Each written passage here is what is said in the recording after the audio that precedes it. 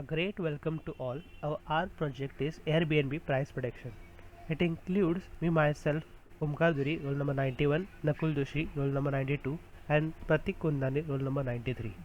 So, our motivation is that most of people are confused about how to price a plot. So, we will be predicting the price that will help the property owners and the customers to get related with the actual price. So, in this, we will be predicting the lease price of Airbnb plot. The role played by the price prediction model will be that it provides an insights to the property owners about the potential leasing price and content based recommendation for the tenants. So here I'll just be providing an overview of the kind of data we will be working on and the operations we'll be performing on it.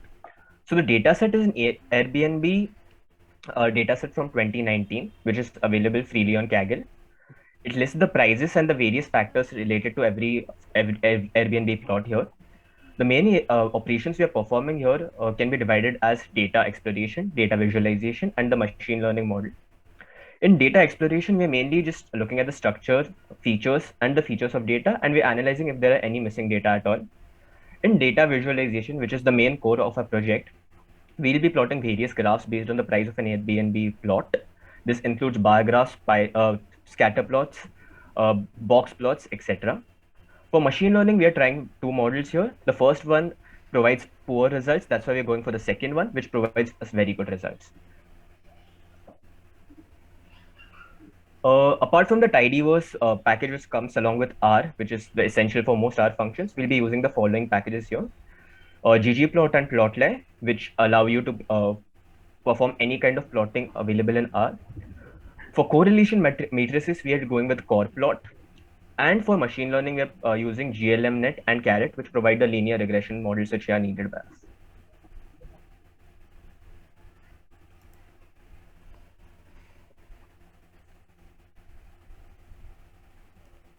Okay, so let's start with the project. Pratik.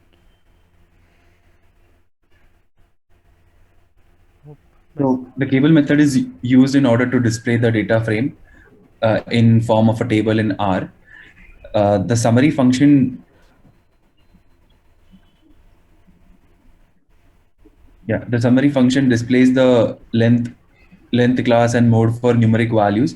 It displays the minimum, maximum, first quartile, third quartile, mean, and median.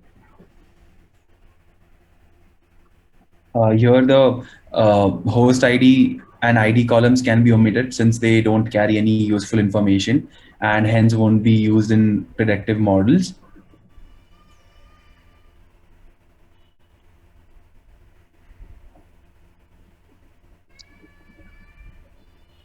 So host name, neighborhood group, neighborhood and room time columns are converted to factor data structure.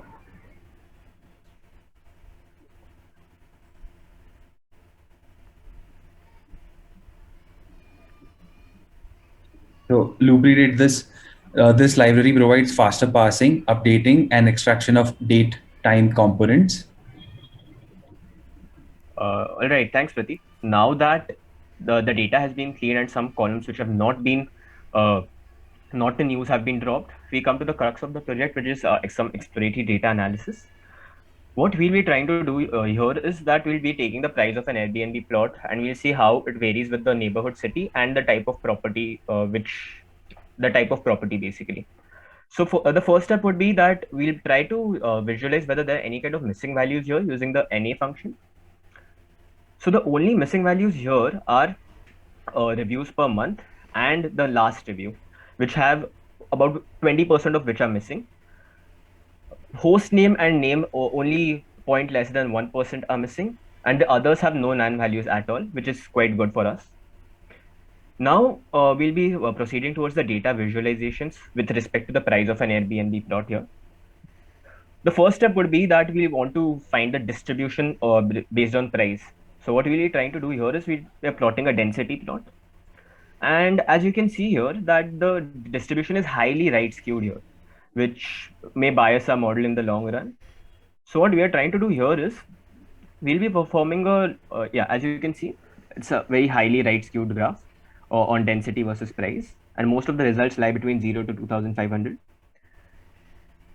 what we are trying to do here now is that we'll be performing a logarithmic transformation based on log based to 10. What it does is it normalizes the graph a bit, and it makes the graph basically normalizes the distribution and makes it more even. So as you can see, this is the normalized distribution to an extent. From right skewed, we have tried to normalize it.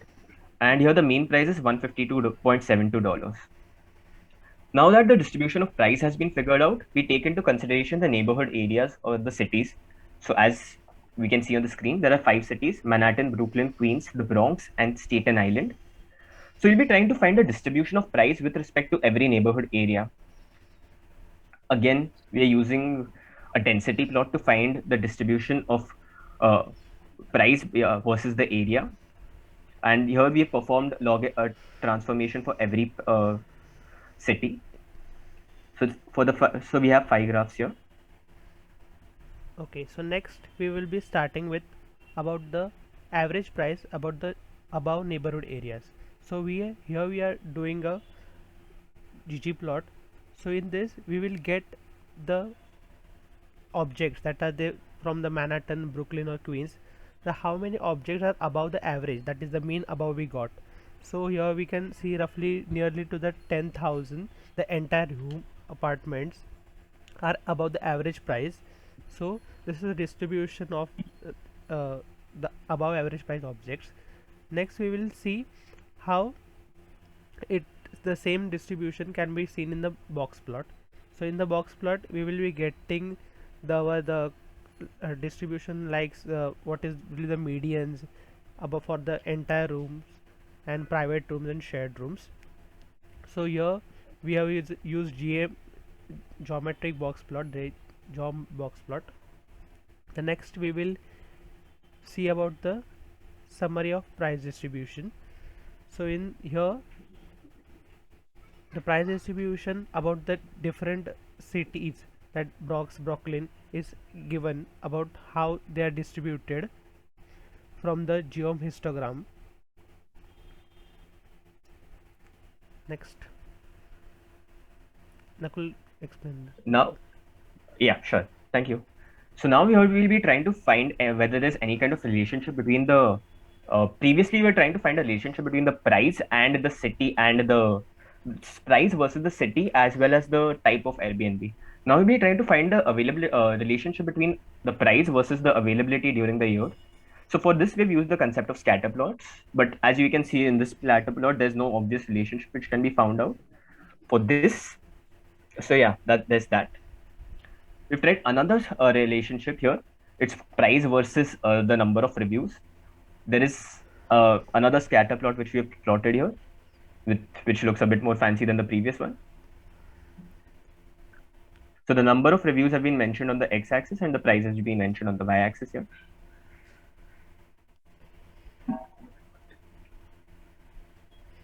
So the number of objects by neighborhood, which includes for every the 5 cities, the 5 neighborhood cities we have here, the number of objects which can be distributed.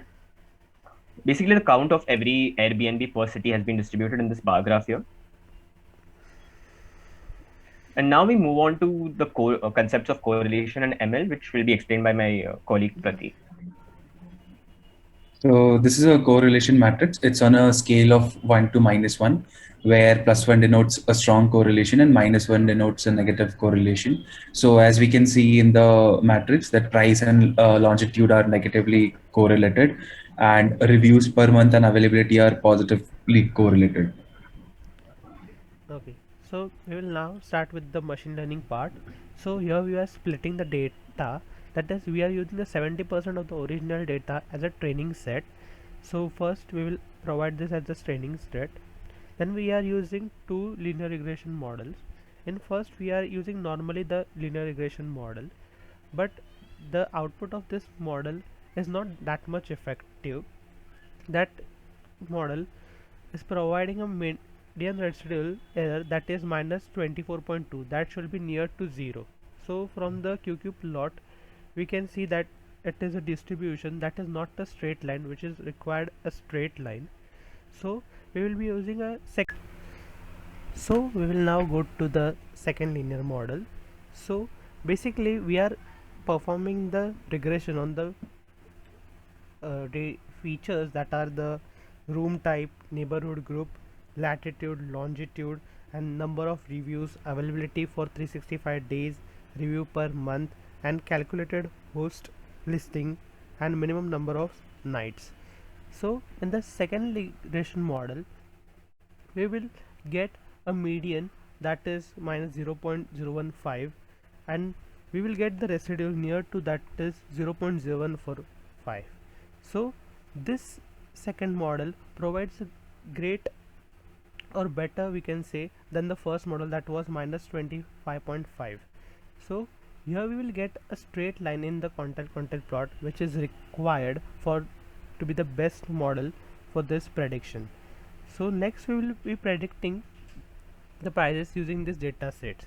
So listed about the features, we will be using the features for predicting the prices on the training set.